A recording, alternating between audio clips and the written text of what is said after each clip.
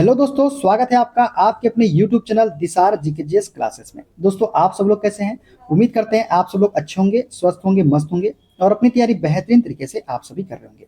दोस्तों, जैसे कि आपको पता है, हम आपको आरआरबी, एएलपी, सीबीटी 2 एग्जाम के लिए basic science and engineering rank के एक्सपेक्टेड पेपर करवा रहे हैं, जिसमें दोस्तों अभी तक हमने आपको 11 पेपर करवा दिया है। आज हम करने वाले हैं एक्सपेक्टेड पेपर नंबर 12 के सारे क्वेश्चन।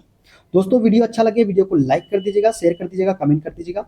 चैनल पे नए चैनल को सब्सक्राइब करके बेल आइकन को प्रेस कर लीजिएगा। और दोस्तों, हमसे जुड़ने के लिए, क्लास की अपडेट के लिए और इसकी पीडीएफ फाइल के लिए आप हमारा टेलीग्राम चैनल ज्वाइन कर सकते हैं। टेलीग्राम चैनल का लिंक मैंने डिस्क्रिप्शन बॉक्स में आपको दे दिया है। तो चलिए दोस्तों, देर ना करते हुए स्टार्ट करते हैं आज का अपना सेशन और देखते हैं एक्सपेक्टेड पेपर नंबर 12 के सारे क्वेश्चन। पहला क्वेश्चन दोस्तों, वस्तु की सतही, कार्यात्मक या कॉस्मेटिक गुणवत्ता को क्या निर्दिष्ट करता है? दोस्तों, वस्तु की सतही, कार्यात्मक या कॉस्मेटिक गुणवत्ता को क्या निर्दिष्ट करता है? स्वरूप करता है, सामग्री करता है, आयाम करता है या फिर ज्यामिति करता है? तो वस्तु की सतही, कार्यात्मक या कॉस्मेटिक गुणवत्ता को जो है स्वरूप निर्दिष्ट करता है। क्या करता है? स्वरूप। तो ऑप्शन नंबर ए वाला इसका करेक्ट आंसर हो जाएगा। ठीक है, देखते हैं अगला क्वेश्चन। बाह्य रेखा का उपयोग क्या चित्रित करने के लिए किया जाता है? बताइए, बाह्य रेखा का उपयोग क्या चित्रित करने के लिए करते हैं? गुप्त किनारे, दृश्य किनारे, केंद्र या फिर खंड? तो दोस्तों, बाह्य रेखा का उपयोग जो है ये दृश्य किनारों को चित्रित करने के लिए किया जाता है। किसको? दृश्य किनारों को। तो बी इसका करेक्ट आंसर हो जाएगा। ठीक है, देखते हैं अगला क्वेश्चन। प्रथम कोण प्रक्षेपण में शीर्ष अवलोकन कहाँ होता है? बताइए, प्रथम कोण प्रक्षेपण में शीर्ष अवलोकन कहाँ होता है? अग्र अवलोकन के ऊपर, अग्र अवलोकन के नीचे, अग्र अवलोकन के दाएं या अग्र अवलोकन के बाएं? तो हमने आपको बताया था ये होती है हमारी एक्स वाई रेखा। ठीक है, ये क्या होती है? हमारी एक्स वाई रेखा। वीपी जो होता है ऊपर होता है फर्स्ट एंगल प्रोजेक्शन में, एचपी कहाँ पे होता है? नीचे होता है। फ्रंट व्यू कहाँ बनता है? ऊपर बनता है। टॉप व्यू कहाँ बनता है? नीचे बनता है। राइट साइड व्यू कहाँ बनता है? तो फ्रंट व्यू के लेफ्ट साइड में बनता है right side view. Left side view कहाँ बनता है? फ्रंट व्यू के राइट साइड में बनता है लेफ्ट साइड व्यू। अब क्या पूछा है? शीर्ष अवलोकन मतलब टॉप व्यू कहाँ बनता है? तो टॉप व्यू जो बनता है वो फ्रंट व्यू के कहाँ बनता है? नीचे बनता है। तो अवलोकन के नीचे, ऑप्शन नंबर बी वाला इसका करेक्ट आंसर हो जाएगा। ठीक है, क्लियर यहां तक के? चलिए आगे बढ़ते हैं। क्षैतिज दिशा में सामान्य दृष्टिकोण लगभग कितना होता है? दोस्तों, क्षैतिज दिशा में सामान्य दृष्टिकोण जो होता है वो कितना होता है बताइए? तो वो होता है दोस्तों हमारा 60 डिग्री। कितना डिग्री होता है? 60 डिग्री होता है। ठीक है, देखते हैं अगला क्वेश्चन। यदि वस्तु चित्र तल के पीछे स्थित है तो उसका परिप्रेक्ष्य आकार कैसा होगा? दोस्तों, कोई वस्तु है जो चित्र तल के कहाँ स्थित है? पीछे स्थित है, तो उसका परिप्रेक्ष्य आकार कैसा होगा ये हमसे पूछा है। तो कैसा होगा? वस्तु से छोटा होगा, वस्तु के समान होगा, वस्तु से बड़ा होगा या फिर अदृश्य होगा? तो यदि वस्तु चित्र तल के पीछे स्थित है तो उसका परिप्रेक्ष्य आकार जो होता है वो वस्तु से क्या होता है? छोटा होता है। तो ऑप्शन ए वाला इसका करेक्ट आंसर हो जाएगा। ठीक है, देखते हैं अगला क्वेश्चन। वह बिंदु जहां रेखा या बढ़ाई गई रेखा समतल से मिलती है उसे क्या कहते हैं? तो वह बिंदु जहां रेखा या बढ़ाई गई रेखा समतल से मिलती है उसे हम बोलते हैं निशान। क्या बोलते हैं उसे? हम निशान बोलते हैं। तो ऑप्शन नंबर बी वाला इसका करेक्ट आंसर हो जाएगा। ठीक है, अगला क्वेश्चन देखते हैं। लॉस्ट टाइम एक्सीडेंट, LTA का क्या अर्थ है? तो लॉस्ट टाइम एक्सीडेंट जो है इसका अर्थ क्या होता है? तो इसका अर्थ होता है कामगार का लंबे समय तक कार्य ना कर पाना। यही क्या होता है? लॉस्ट टाइम एक्सीडेंट होता है, मतलब LTA। ठीक है, देखते हैं अगला क्वेश्चन। कार्यशाला में काटने वाले औजारों को मापने वाले औजारों के साथ क्यों नहीं रखना चाहिए? तो कार्यशाला में काटने वाले औजारों को मापने वाले औजारों के साथ क्यों नहीं रखना चाहिए? क्योंकि दोस्तों इससे कटिंग टूल की धार क्या हो सकती है? खराब हो सकती है। ऑप्शन नंबर सी वाला इसका करेक्ट आंसर हो जाएगा। ठीक है, क्लियर? आगे बढ़े, आगे बढ़ते हैं। खतरनाक रसायनों के सिलेंडरों की पहचान के लिए क्या किया जाता है? दोस्तों, खतरनाक रसायनों के सिलेंडर की पहचान के लिए हम क्या करेंगे? उन पर नाम लिखा जाता है, कलर कोडिंग की जाती है, उन्हें खुला छोड़ दिया जाता है या फिर उन्हें पानी में डुबाया जाता है। तो खतरनाक रसायनों के सिलेंडर की पहचान के लिए उन पर क्या की जाती है? कलर कोडिंग की जाती है। तो ऑप्शन बी वाला इसका करेक्ट आंसर हो जाएगा। ठीक है, क्लियर? आगे बढ़ते हैं। कानों की सुरक्षा पहनने वाले संकेत चिन्ह का बैकग्राउंड कैसा होता है? तो कानों की सुरक्षा पहने वाले संकेत चिन्ह का बैकग्राउंड कैसा होता है? पीला होता है, नीला होता है, हरा होता है, सफेद होता है? तो कानों की सुरक्षा पहने वाले संकेत चिन्ह का बैकग्राउंड जो होता है वो कैसा होता है? नीला होता है, क्योंकि ये कैसे संकेत होते हैं? अनिवार्य संकेत होते हैं, मतलब ये आपको करना ही है। ठीक है, क्लियर यहां तक की? कोई दिक्कत? आगे बढ़ते हैं। यदि समय विस्थापन ग्राफ का ढाल कभी बढ़ता है और कभी घटता है तो वस्तु की गति कैसी होगी? एक समान वेग में होगी, स्थिर होगी, असमान वेग में होगी या फिर अनंत वेग में होगी? तो दोस्तों यदि समय विस्थापन ग्राफ का ढाल कभी बढ़ता है और कभी घटता है तो वस्तु की गति जो होती है वो होती है असमान वेग में। किसमें होती है? असमान वेग में होती है। तो ऑप्शन सी वाला इसका करेक्ट आंसर हो जाएगा। आगे बढ़े। यदि वस्तु की दूरी समय ग्राफ एक सीधी रेखा है तो उसकी चाल कैसी होगी? दोस्तों यदि वस्तु की दूरी के समय ग्राफ एक सीधी रेखा है तो उसकी चाल कैसी होगी? असमान होगी, एक समान होगी, शून्य होगी या फिर अनंत होगी? तो यदि वस्तु की दूरी समय ग्राफ रेखा एक सीधी रेखा है तो उसकी चाल जो होगी वो कैसी होगी? एक समान होगी। ऑप्शन नंबर बी वाला इसका करेक्ट आंसर हो जाएगा। ठीक है, आगे बढ़ते हैं। एक्सरे का उपयोग टूटी हड्डियों का पता लगाने में क्यों किया जाता है? बताइए, एक्सरे का उपयोग टूटी हड्डियों का पता लगाने के लिए क्यों करते हैं? तो एक्सरे का उपयोग टूटी हड्डियों का पता लगाने के लिए इसलिए किया जाता है क्योंकि वे हड्डियों को पार नहीं कर पाती लेकिन मांस को पार कर लेती है। तो ऑप्शन नंबर ए वाला इसका करेक्ट आंसर हो जाएगा। ठीक है, क्लियर ना? आगे बढ़ते हैं। एक पिंड को h ऊंचाई से गिराया जाता है और उसे जमीन तक पहुंचने में t सेकंड का समय लगता है। इस पिंड को h/2 ऊंचाई तक गिरने में कितना समय लगेगा, ये हमसे पूछा है। एक पिंड है दोस्तों जो h ऊंचाई से गिराया जाता है और इसे जमीन तक पहुंचने में कितना समय लग रहा है? t सेकंड का समय लग रहा है। तो दोस्तों मुक्त रूप से जब पिंड को गिराया जाता है तो ये किसके बराबर होता है? ये होता है s बराबर 1/2 GT² के बराबर होता है। लेकिन h ऊंचाई से लेंगे अपन, h ऊंचाई के लिए लेंगे तो क्या हो जाएगा? h बराबर 1/2 GT², यही लेंगे। अब h ऊंचाई के लिए 1/2 GT² है तो h/2 ऊंचाई के लिए क्या हो जाएगा? h/2 बराबर 1/2 GT², 1/2 GT²। तो यहाँ पे h का मान कितना है हमारे पास में? h का मान तो दिया गया है यहाँ पे 1/2 GT²। तो इसके जगह पे आप रख दीजिए क्या? 1/2 GT, कैपिटल T लेना है दोस्तों यहाँ पे, कैपिटल T का square is equal to 1/2 GT² और डिवाइडेड बाई 2 आ जाएगा इसके। तो 1/2 G से 1/2 G से कट जाएगा तो बचेगा क्या ऊपर में? ऊपर में बचेगा T² divided by 2 is equal to small T²। जब हम इसका स्क्वायर रूट लेंगे तो क्या हो जाएगा? ये T/√2 बराबर किसके आ जाएगा? स्मॉल t के आ जाएगा। तो h/2 ऊंचाई तक गिरने में कितना समय लगेगा? t बराबर T/√2 का समय लगेगा। कितना लगेगा? T/√2 का समय लगेगा। तो राइट आंसर इसका क्या होगा? ऑप्शन नंबर बी वाला हो जाएगा। क्लियर? कैसे समझ में आया? समझ में आ गया ना दोस्तों? हम जानते हैं मुक्त रूप से जब वस्तु को गिराया जाता है तो s बराबर होता है 1/2 GT² के, दूरी बराबर 1/2 GT² के। लेकिन बोला है पिंड को h ऊंचाई से गिराया जाता है तो h ऊंचाई के लिए क्या हो जाएगा? h बराबर 1/2 GT²। दोबारा क्या बोला है कि वस्तु को h/2 ऊंचाई से गिराने में कितना समय लगेगा? तो h/2 के लिए निकालेंगे तो h/2 बराबर 1/2 GT² और h का मान कितना है हमारे पास में? 1/2 GT² है तो हमने h की जगह पे क्या रख दिया? 1/2 GT²। तो 1/2 G से तो 1/2 G कट जाएगा तो क्या हो जाएगा? T²/2 बराबर स्मॉल T²। स्क्वायर रूट लेंगे तो क्या हो जाएगा? T बराबर T/√2। तो यही क्या होगा? हमारा आंसर होगा। तो कौन सा हो जाएगा? ऑप्शन नंबर बी वाला इसका करेक्ट आंसर हो जाएगा T/√2। ठीक है, देखते हैं अगला क्वेश्चन। एक व्यक्ति 10 मीटर उत्तर की ओर, फिर 20 मीटर पूर्व की ओर और अंत में 10√2 मीटर दक्षिण पश्चिम दिशा में चलता है। प्रारंभिक बिंदु से उसका कुल विस्थापन क्या है, ये हमसे पूछा है।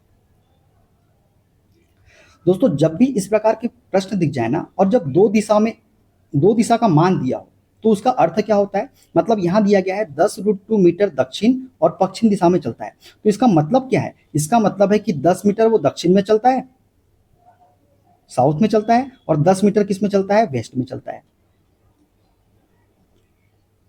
10 मीटर किस में चलता है? साउथ में चलता है। और 10 मीटर किस में चलता है? वेस्ट में चलता है। पाइथागोरस प्रमेय से निकालोगे तो निकल के आ जाएगा आपका। ठीक है, अब दोस्तों हमको पता चला कि 10 मीटर वो साउथ चला है, 10 मीटर पश्चिम चला है। और एक चीज हमको बोला है कि एक व्यक्ति 10 मीटर उत्तर की ओर चलता है, फिर 20 मीटर पूर्व की ओर।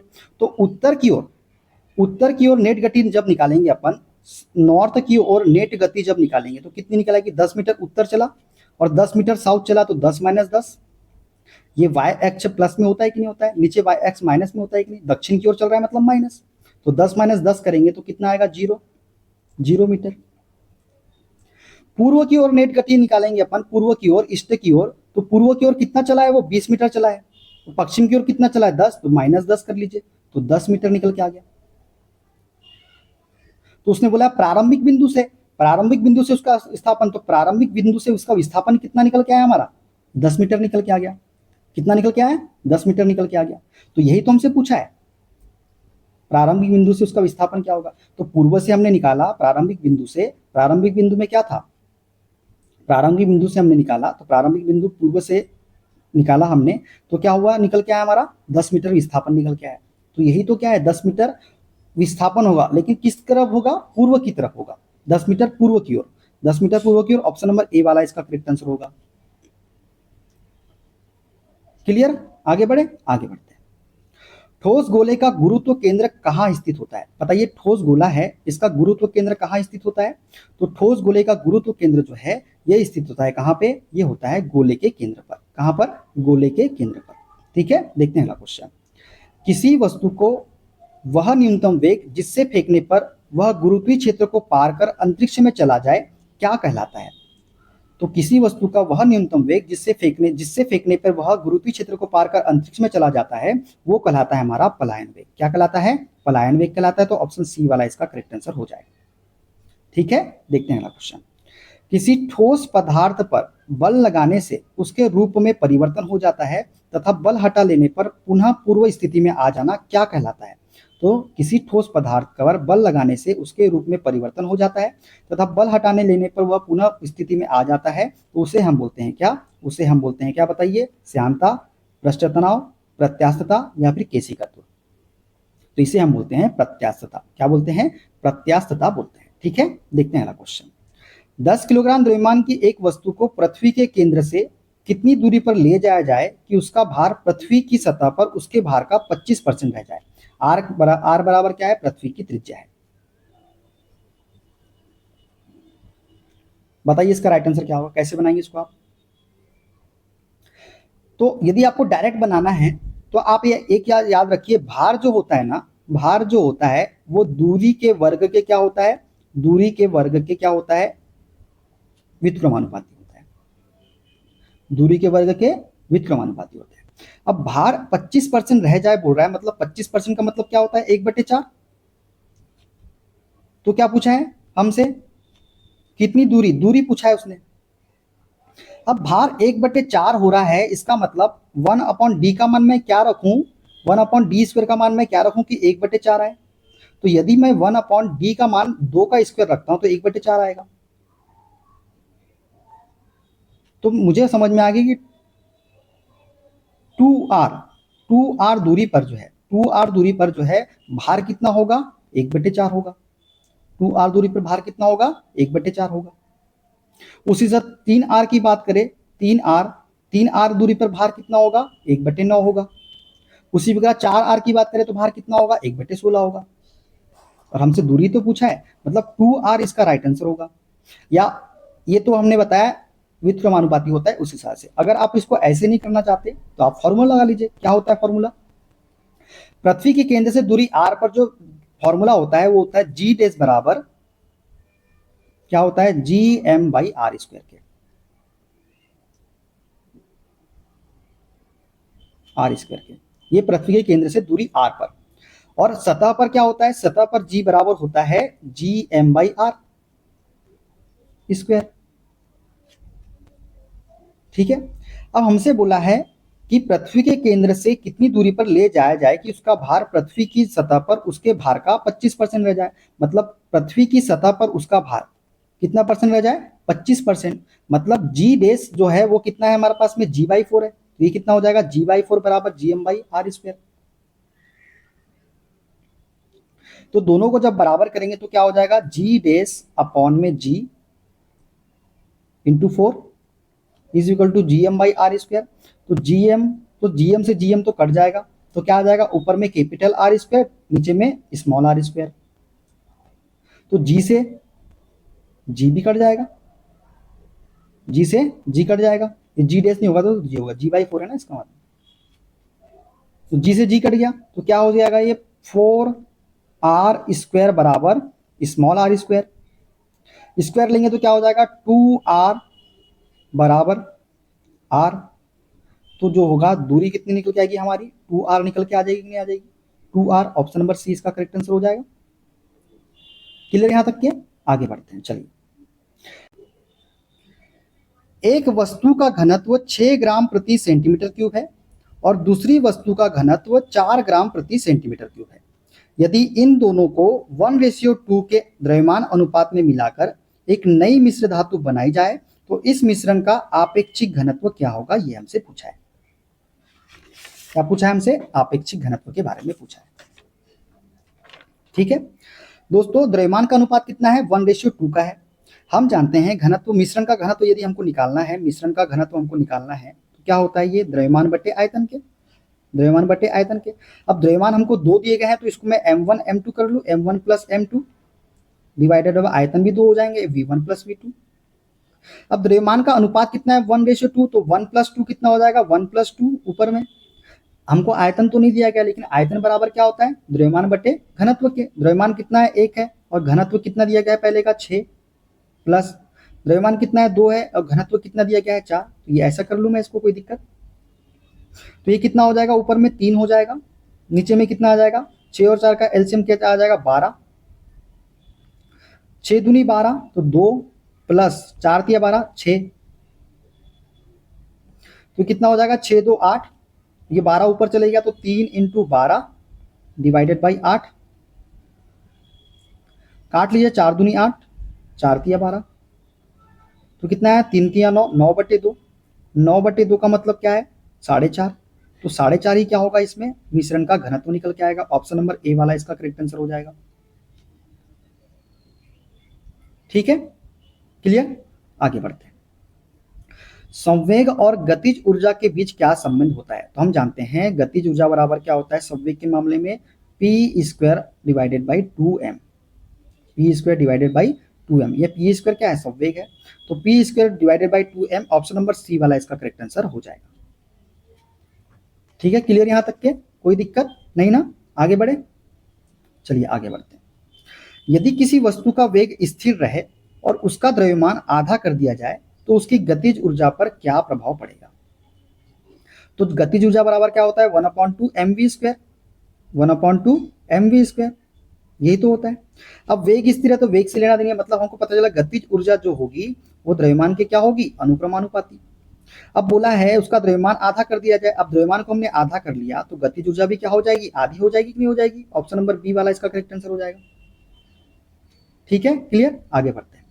प्रकाश ऊर्जा को विद्युत ऊर्जा में बदलने वाले सेल को क्या कहते हैं, तो प्रकाश ऊर्जा को विद्युत ऊर्जा में बदलने वाले सेल को हम क्या बोलते हैं, फोटो इलेक्ट्रिक सेल बोलते हैं। क्या बोलते हैं, फोटो इलेक्ट्रिक सेल। ठीक है, देखते हैं अगला क्वेश्चन। अगर किसी वस्तु के संवेग में 10% की वृद्धि कर दी जाए तो उसके गतिज ऊर्जा में कितने प्रतिशत का बदलाव होगा। तो हम जानते हैं गतिज ऊर्जा बराबर क्या होता है, संवेग का स्क्वायर डिवाइडेड बाई 2m के, मतलब संवेग का स्क्वायर हो रहा है, मतलब 10% की वृद्धि कर रहे हैं तो 10 का स्क्वायर। तो हम ये फॉर्मूला लगा सकते हैं, 10 + 10 + 10 × 10 डिवाइडेड बाई 100। तो 100 से 100 कर गया, 10 + 10 20, 20 + 1 21%। तो उसकी गतिज ऊर्जा कितनी परसेंट बढ़ जाएगी, 21% बढ़ जाएगी कि नहीं बढ़ जाएगी, ऑप्शन नंबर सी वाला, क्योंकि पी का स्क्वायर है। ठीक है, क्लियर हो गया यहां तक के, मैथमेटिक्स में आपने पढ़ा होगा परसेंटेज, है ना। आगे बढ़े, आगे बढ़ते हैं नेक्स्ट क्वेश्चन की ओर।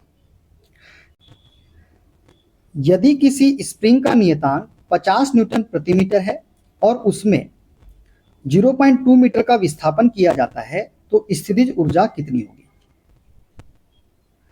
तो स्प्रिंग की जो स्थितिज ऊर्जा का फॉर्मूला होता है वो क्या होता है, 1/2 fx² के।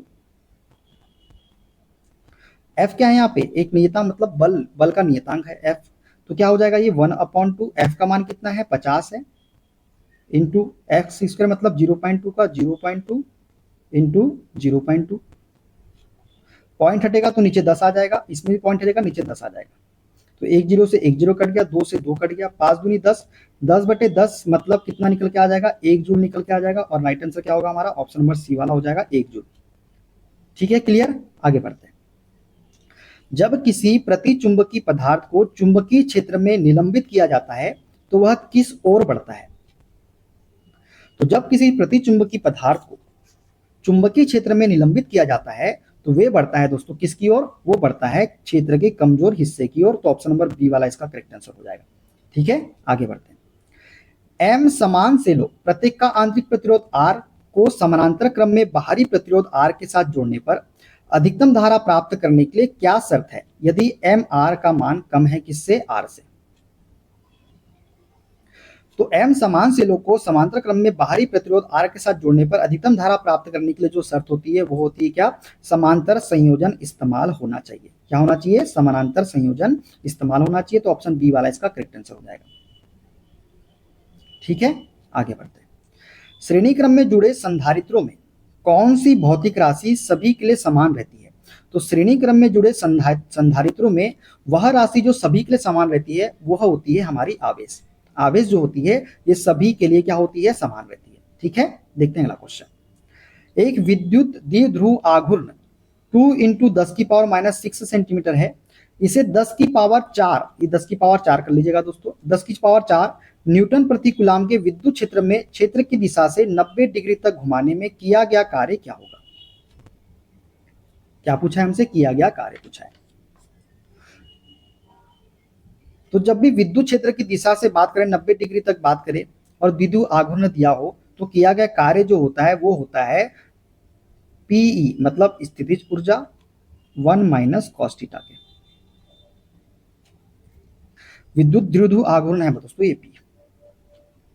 ये कितना दिया गया है हमको? 2 × 10⁻6, 2 × 10⁻⁻6 इंटू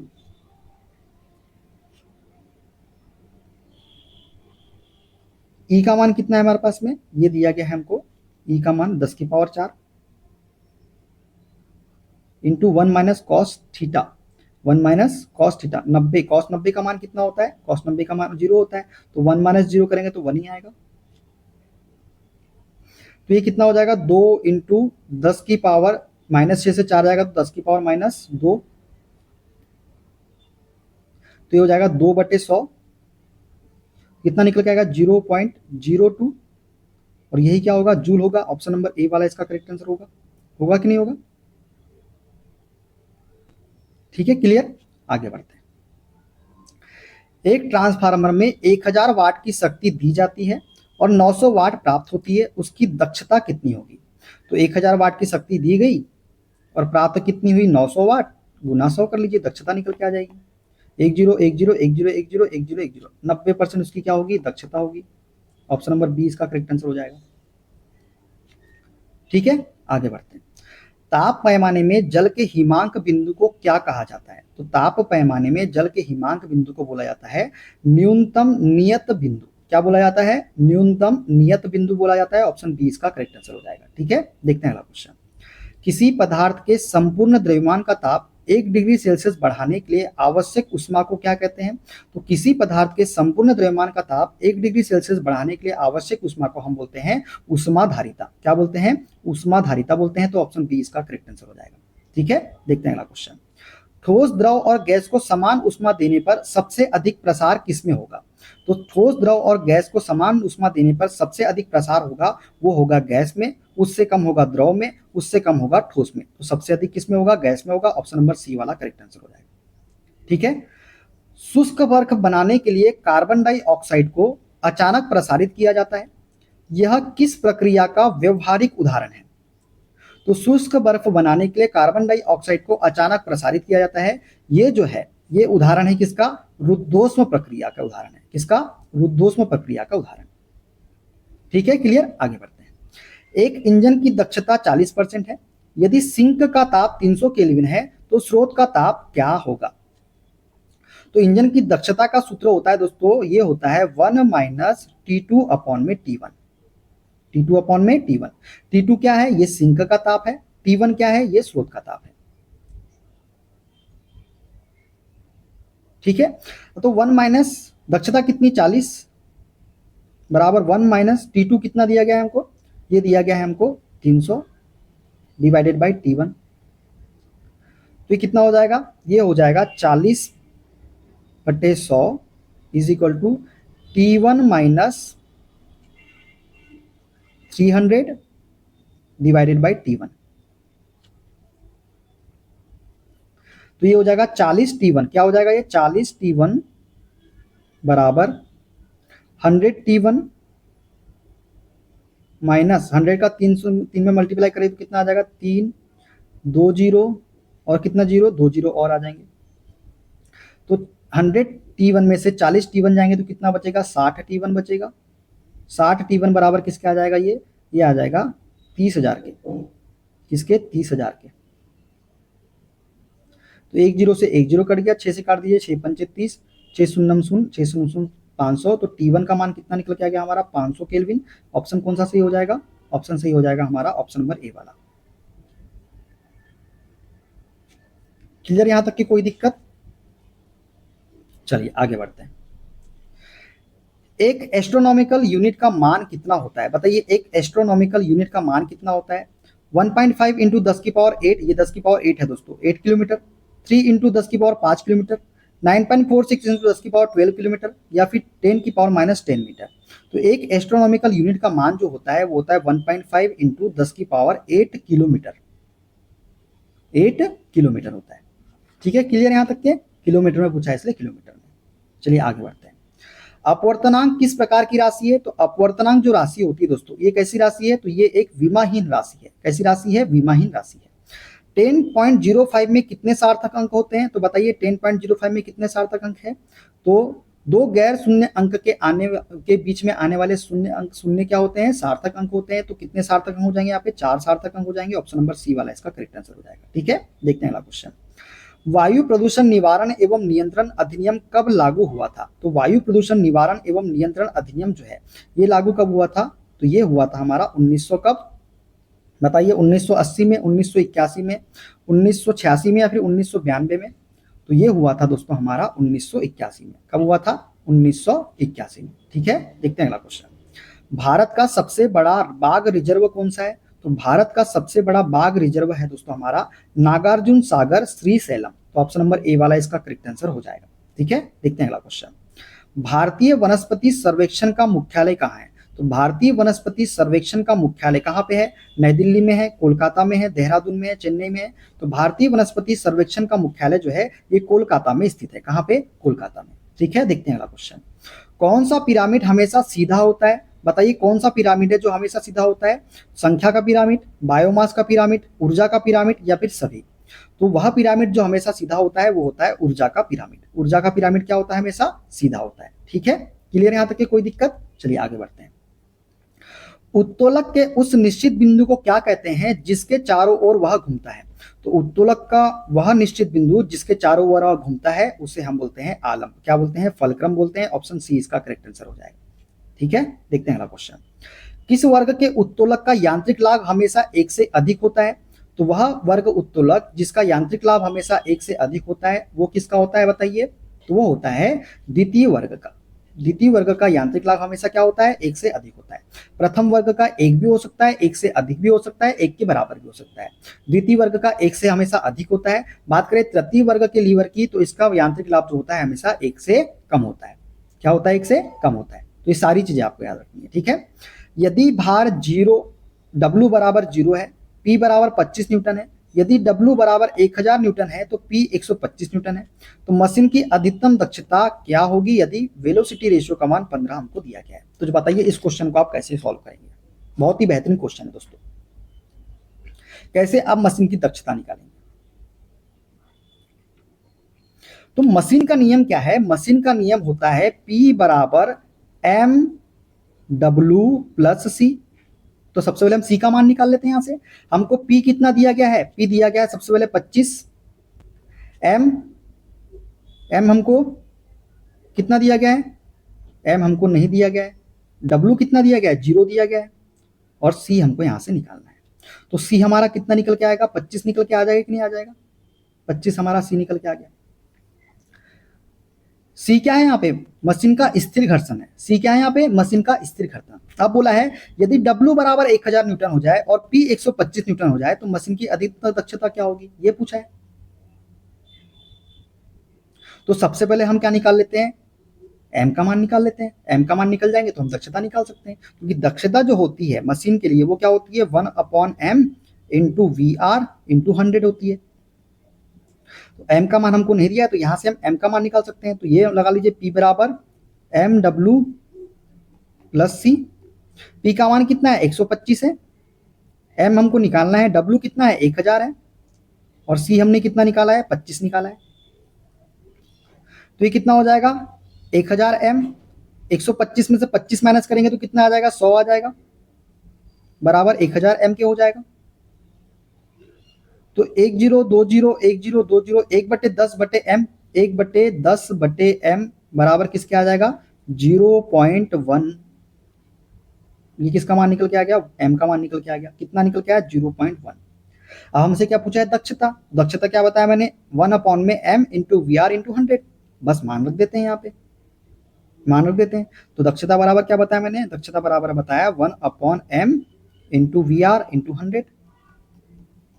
तो 1/m, तो 1/m का मान कितना है, 0.1 इंटू वी आर का मान कितना है, 15 इंटू क्या हो जाएगा, 100 हो जाएगा। पॉइंट हटेगा तो ऊपर एक और जीरो आ जाएगा। तो 1000/15 करेंगे, 1000/15 तो क्या हो जाएगा, 15 छक 90, बचा कितना 10, 15 छक 90, मतलब 66% कुछ आएगा इसका आंसर। तो 66% किस में सही हो रहा है, ये आ रहा है बी वाला ऑप्शन, ऑप्शन नंबर बी वाला इसका करेक्ट आंसर हो जाएगा। समझ गए कैसे किए। सबसे पहले हमने क्या किया, जब हमको डब्ल्यू 0 दिया गया था, पी 25 दिया गया तो हमने सी का मान निकाल लिया, मशीन का स्थिर घर्षण। उसके बाद जब दूसरा पॉइंट हमको दिया गया था 1000 न्यूटन, पी 125, तो हमने ऐसे एम का मान निकाल लिया। और हमको दक्षता पता है क्या होती है, 1/m इंटू वी आर, उससे किया तो हमारा दक्षता निकल के आ गई। क्लियर यहाँ तक के, आगे बढ़ते हैं। दोहरे सूता वाले सर्पिल को एक चक्कर घुमाने पर सर्पिल पहिया दांतों की संख्या कितना घूमता है। तो दोहरे सूता वाले सर्पिल को एक चक्कर घुमाने पर सर्पिल पहिया दांतों की संख्या टी जो है ये कितना घूमता है, तो ये 2/t चक्कर घूमता है। कितना घूमता है, 2/t चक्कर घूमता है। तो ऑप्शन बी वाला इसका करेक्ट आंसर हो जाएगा। ठीक है, क्लियर, आगे बढ़ते हैं। कंप्यूटर की तीसरी पीढ़ी में इनमें से किसका आविष्कार और उपयोग हुआ था। तो बताइए, कंप्यूटर की तीसरी पीढ़ी में किसका आविष्कार और उपयोग हुआ था। तो कंप्यूटर की तीसरी पीढ़ी में इंटीग्रेटेड सर्किट का आविष्कार और इसका उपयोग किया गया था। तो ऑप्शन बी वाला इसका करेक्ट आंसर हो जाएगा। ठीक है, आगे बढ़ते हैं। किसी नेटवर्क या सर्वर पर अत्यधिक आंकड़े भेजकर उसे ठप कर देने वाले हमले को क्या कहा जाता है।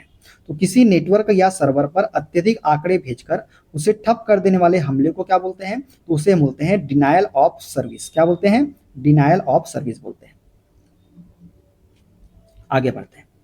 किसी नेटवर्क में आने वाले और बाहर जाने वाले ट्रैफिक की निगरानी और नियंत्रण करने वाली सुरक्षा प्रणाली क्या कहलाती है।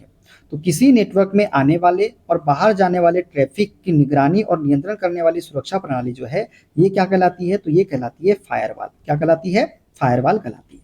ठीक है, देखते हैं आज का लास्ट क्वेश्चन। इलेक्ट्रॉनिक उपकरणों में पाठ्य जानकारी को दर्शाने के लिए किस मानक कूट लेखन का उपयोग किया जाता है। तो इलेक्ट्रॉनिक उपकरणों में पाठ्य जानकारी को दर्शाने के लिए हम उपयोग करते हैं किसका, हम करते हैं आस्की का उपयोग। किसका, आस्की कोड का उपयोग करते हैं। तो ऑप्शन नंबर बी वाला इसका करेक्ट आंसर हो जाएगा। ठीक है दोस्तों, समझ में आ गया ना। तो दोस्तों ये थे आज के सारे क्वेश्चन। वीडियो कैसा लगा कमेंट बॉक्स में जरूर बताइएगा। वीडियो अच्छा लगे वीडियो को लाइक कर दीजिएगा, शेयर कर दीजिएगा, कमेंट कर दीजिएगा।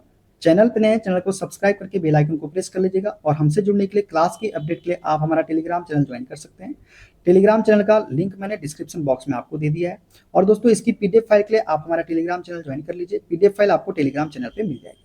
मिलते हैं अगले वीडियो में, अपना ख्याल रखिए। Okay, bye bye, take care.